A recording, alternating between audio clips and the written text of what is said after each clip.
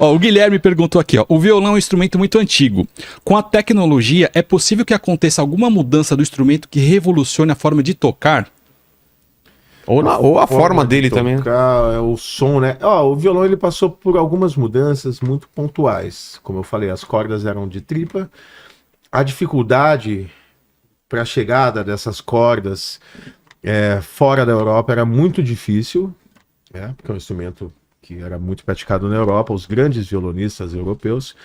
E mais uma vez uma da Segóvia, fugindo da guerra, aquela coisa, uma turnê nos Estados Unidos, não tinha corda, não tinha jeito de chegar. Pintou um cara chamado Augustini aqui, né, para os brasileiros, Augustinho.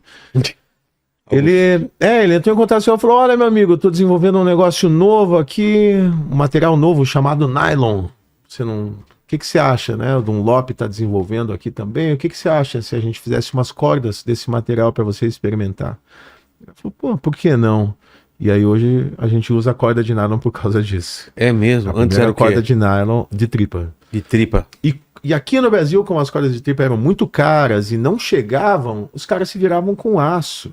O nego metia corda de aço. Então, Dilermando Reis, todos os álbuns, com uma única exceção, se não me falha a memória, o nome do disco é Subindo aos Céus, que assim, nem parece o Dilermando tocando, que é o único disco que ele grava com nylon. Todo o resto ele sempre usou na vida inteira aço.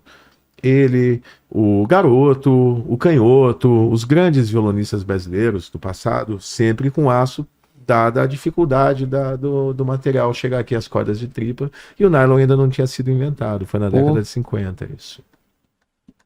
Então as cordas Augustini, que a galera pode comprar hoje nas lojas, eu tenho inclusive parceria direto com o pessoal lá de Nova York, da fábrica original, são as primeiras cordas de nylon da história da humanidade, que são as cordas hoje usadas por todo mundo, né? Então a bossa nova se desenvolve, Caetano, Gil, João Gilberto, Toquinho, Paulinho Nogueira, Baden Powell, todos cordas de nylon por conta dessa criatividade do Augustinho lá, chamando Segóvia para experimentar um material novo. Fora isso, o violão ele já tentou. Houve tentativas assim de várias formas, por vários meios. Vamos construir um violão que seja de outro material, fibra de carbono, um violão inquebrável, um que dê para desmontar, que eu tire o braço, um sem corpo, que seja só vazio, só com o captador. Então hoje a gente tem o violão elétrico para shows grandes. Então eventualmente eu faço apresentações, né? O Edu especialmente, mais com o Edu, né? Meu grande amigo Edu Falaschi, que a gente lançou o álbum aí o Eldorado no final do ano passado, gravamos o clipe agora, tem alguns shows aí pro segundo semestre. Então são shows maiores, milhares de pessoas e tal, e eu faço experimentações com instrumentos diferentes. E o que mais se adapta são aqueles instrumentos que cabem num palco grande quando você tem muito som em cima do palco. Porque hoje também tem palcos grandes onde o som não existe em cima do palco. É tudo in-ear. Então você tá com fone, aí você pode levar qualquer instrumento. Dada essa circunstância, um instrumento acústico vai sempre render melhor, vai ter um som muito mais bonito. O violão é madeira. O som que a gente ouve nas gravações de todo mundo que a gente ouviu a vida inteira, cara, a vida inteira, é violão de madeira tocando no microfone, sabe, no U87 da Neumann. É isso, é assim que funciona, é assim que tira som de instrumento. Outra forma é um paliativo. Então eu não acredito numa mudança na forma de tocar, batucando, ou tocando com a mão invertida, ou fazendo peripécias com o instrumento nas costas. Eu não acho que esse corda, é um caminho. Aparecer outro material. A galera tem tentado hoje com o titânio e com a... Tem um outro material também que a galera usa bastante, já experimentei algumas vezes, me fugiu, depois se eu lembrar eu falo. Mas que é como se fosse um substituto, naturalmente o nylon é um substituto das tripas, né, das cordas de tripa, mas o nylon ele já tem um timbre quente, aveludado, cheio, e esses outros materiais eles acabam indo por um lado mais de projeção, mais volume, e nem sempre hoje esse é o caso, né? Entendi. Eu não acredito realmente numa alteração. Hoje a gente tem uma distinção bem grande entre os instrumentos, né? Violão clássico com nylon, violão folk com aço, que a galera usa para fazer uma série de trabalhos diferentes que funcionam super bem. mas eles são bem distintos, muito embora seja a mesma afinação. A gente chama de violão só no Brasil, em qualquer lugar do mundo é guitarra. Se você for para Portugal, guitarra clássica, essa que eu estou segurando, ou guitarra folk, aquela com cordas de aço, Sei. porque é a mesma afinação, mesmo número de casas, muitas vezes, enfim. Mas a técnica é outra. A guitarra elétrica ela é bem diferente do violão, bem diferente do violão, tanto nylon quanto aço. São repertórios, técnicas distintas, né? E a viola? A viola caipira, que é a nossa viola, é riquíssima, né? São duplos, né? São cordas duplas, a mesma ideia dos instrumentos antigos, né? De 10 cordas, tem outras também com variações. Eu estudo também viola, já gravei bastante coisa no canal com viola caipira. Não sou violeiro, acho um instrumento maravilhoso, mas ele não tem espaço ainda acadêmico. Eu nunca ouvi falar de um curso de faculdade de viola. Agora ele já está nos conservatórios, você encontra, aos poucos vai galgando um espaço. Mas é difícil instrumentos que são de cunho popular ter acesso a salas de concerto, né?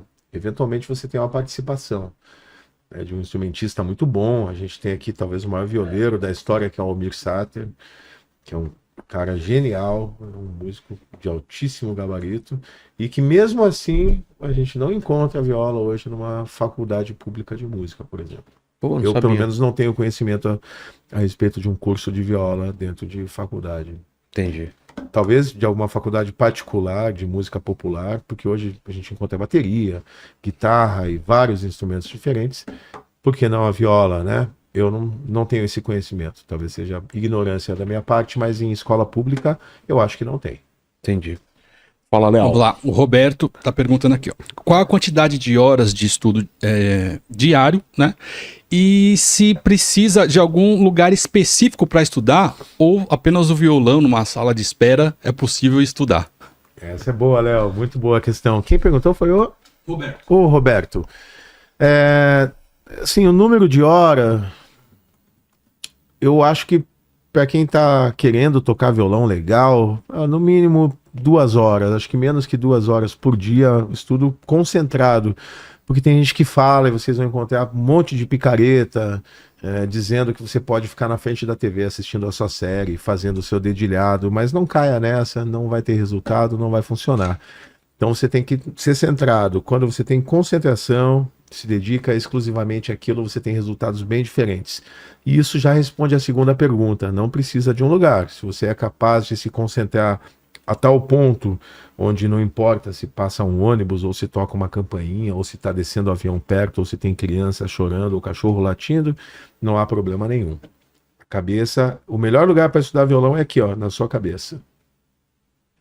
Muito bom. A Rafaela está perguntando, qual a sua opinião do uso de distorção no violão? É interessante. Algumas coisas funcionam super bem, né?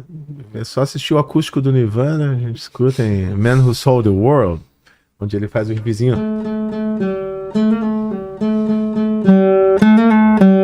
Com uma distorçãozinha, aquilo funciona super bem, fica bonito. Mas o violão microfonado e depois a aplicação da distorção na microfonação, ela vai dar problema com as frequências, né? As frequências vão bater, não vai soar bem. Então, se você for distorcer o som do violão, ele tem que ser plugado para funcionar melhor. Mas qual é o empecilho em se tratando disso? Microfonia, e na guitarra fica melhor. Então, não sei se compensa. É isso aí. O Jean Lucas Evangelista pergunta para o professor se ele recomenda alguma faculdade de música aqui no Brasil. Ah, sem dúvida nenhuma. Assim, em primeiro lugar, porque, Jean, se você fizer cursar uma faculdade aqui, você vai todo dia ser obrigado a estar lá de hora até tal hora. Você não vai estudar só o instrumento que você queira. Você pode fazer de piano, do que você bem entender, de música clássica ou popular. Mas você vai ter aula de percepção, vai ter aula de análise, vai ter aula de contraponto, de história da música, de canto coral, quer dizer, instrumento complementar.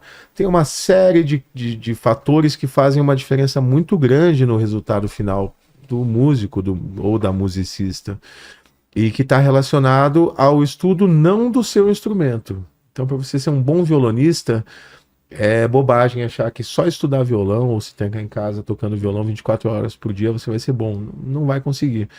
A música ela é complementada por uma série de diferentes fatores ou diferentes entendimentos musicais. E a faculdade, ou até um curso preparatório dentro de um conservatório, por exemplo, pode ser extremamente importante para a sua formação, não tenho dúvida alguma. E depois tem a network, a gente nem falou sobre isso, que a partir dali você vai conhecer gente que também quer a mesma coisa que você, vai te apresentar pessoas interessantes e importantes para a sua vida.